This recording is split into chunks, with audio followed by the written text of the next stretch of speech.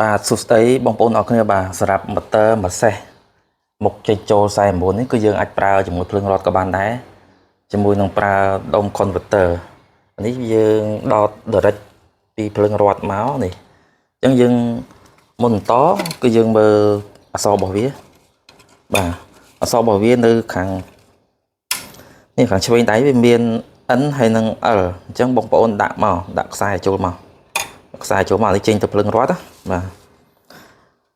ចេញទៅភ្លើងរត់អានេះចេញទៅប្រើប្រាស់ចេញទៅប្រើប្រាស់វាមាន V បូក V ដកអញ្ចឹងក្នុងចំណោម3រុនហ្នឹងក្នុងមួយ V មួយ V មួយផ្លោះ V បូកហ្នឹងមាន3V ដកមាន3អញ្ចឹងបងប្អូនយកទៅប្រើមួយណាក៏បានដែរ3ផ្លោះហ្នឹងណាចូលរើសមួយទៅយកទៅប្រើជាមួយដាក់មួយ motor ហើយចូលដុយមកហើយអានេះភ្លើងចេញអញ្ចឹងយកបូកដកមកអានេះ V បូកយើងយកបូកបាទខ្សែដកដូចគ្នាចូលនឹង disjunction មកហើយចូល motor របស់យើងបណ្ដោយអញ្ចឹងខ្ញុំតេស្តជូនបងប្អូនមើលខ្ញុំបើក disjunction មកវល់បងប្អូនបាទយើងប្រើជាមួយ converter ភ្លើង AC យើងអាចប្រើជាមួយ motor យើងបាន48 V បាទអរគុណ